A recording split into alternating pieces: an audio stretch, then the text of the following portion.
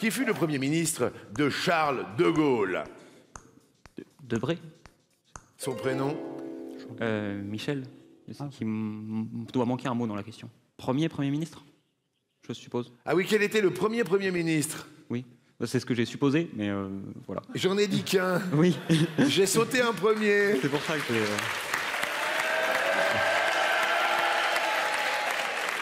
En fait, vous imaginez, j'ai pas la bonne question, mais il a la bonne réponse. Donc voilà, félicitations, parce qu'il a imaginé... Je ne suis pas une intelligence artificielle, ça serait déjà. En tous les cas, bravo, Émilien. Merci de votre indulgence. Jérémy, je vais essayer de dire tous les mots maintenant. Eh bien, je viens des Landes. Oui.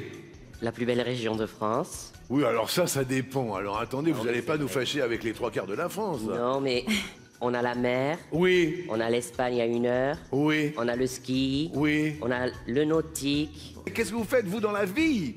Et là, actuellement, je suis en recherche d'emploi. Oui, pour? Je sais pas, je cherche. Et alors ça, c'est important. Il faudrait quand même que vous sachiez ce que vous cherchez. Je vais là où la vie me mène. Là où il y a des opportunités, je les saisis. Mais il faut... Alors excusez-moi, il faut que je respire un peu. Oui. Il faut quand même se donner un but, je sais pas, une espèce d'univers. Si je peux faire quoi que ce soit pour vous, n'hésitez pas, Luc. Pour trouver un travail? Mais pour trouver tout. Mais moi, Madame Coudray, je l'aime bien. Donc si elle a besoin d'un assistant, si elle a besoin d'aide... Madame Coudray? Anne-Claire Coudray, mon amie personnelle. Je sais pas, sûrement, mais si elle a besoin d'aide pour quoi que ce soit, qu'elle n'hésite pas. Mais on va appeler Anne-Claire Coudray. Mais qu'est-ce qui vous plaît chez Anne-Claire Coudray? Ça, je trouve ça... Ah! Elle est belle, elle est charismatique. Oui. Et puis elle présente le journal que je regarde tous les midis. Oui. Enfin, Anne-Claire. Vous vous êtes entraîné jour et nuit, Luc. Mais à n'en pas dormir. Ah non, pas dormir. Méfiez-vous, Émilien. Luc, vous avez déjà essayé la pole dance? Oui. Je veux tout savoir parce que vous êtes hyper gainé. Comment ça s'est passé? Mais c'était super. Ça fait plaisir. Vous êtes né où? Dans les Bouches-du-Rhône, à Salon de Provence. Ah bah ça n'a rien à voir non, avec les langues. Rien à voir. D'accord. Vous êtes un grand voyageur. Et oui. Eh bien, J'ai grandi en Amérique du Sud, donc... Ah mais c'est ça, cet accent. Ah, je sais pas d'où il vient l'accent. Mais c'est de l'Amérique du Sud. Je suis pas sûr. Ah bon. Parce que ça fait 5 ans que je suis rentré. Merci d'être là en tous les Bah, cas. avec plaisir. Ça me fait plaisir. Merci à vous. Ouais. Le texte était plus important finalement que la musique à ce moment-là pour moi. Ouais. Et je me suis dit, je vais partir dans ce monde de la musique.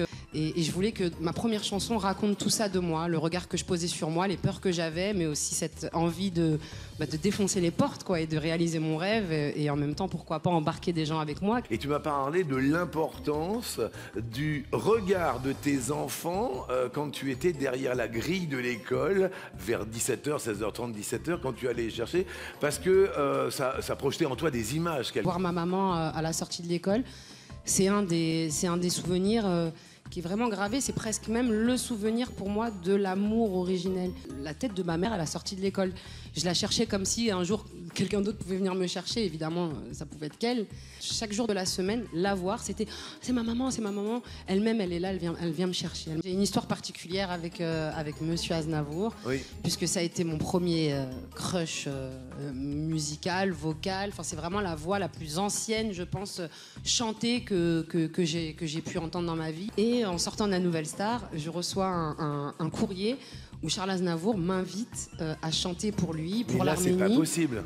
Je me retrouve à chanter devant lui. Et puis quelques jours après, je reçois un autre coup de fil. Et c'est Charles Aznavour qui me parle en direct dans mon oreille et me propose de m'écrire une chanson qui est « Je reste seule ».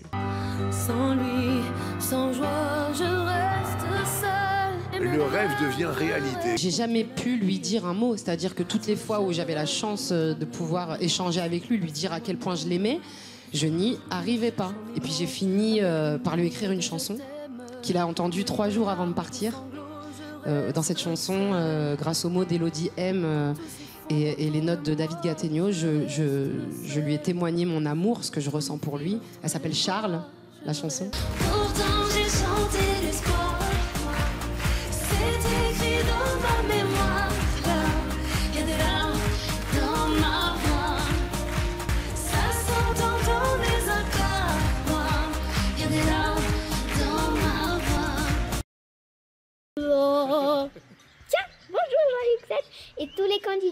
je m'appelle Amy, j'ai 8 ans et j'habite à Châtenay-Malabry. Tiens, j'ai une petite question à vous poser. Quel titre sera interprété par Louane ce soir, lors du concours de l'Eurovision? La pluie ou l'autre? À vous de jouer! Mesdames et messieurs, Amy, 8 ans. Merci, Amy. Ça va pour Louane, ça va vous? Je dirais l'autre, maman. Maman derrière l'autre, il y a maman et c'est Amy qui nous dit... La bonne réponse est maman. Maman, maman, maman. Louane, sache qu'on est tous avec toi. On pense très fort à toi et bonne chance à toi. Merci. Oui, c'est une bonne réponse. Effectivement, elle a raison. Bonne chance à Louane. Cécile, quel produit réduit en poudre était utilisé autrefois comme filtre d'amour ou calmer l'ivresse et les vomissements? Soit les rognures d'ongles, soit un autre produit. Je dirais les rognures d'ongles. C'est genre... Derrière l'autre, peut-être plus intéressant, les poils pubiens. Bonne réponse.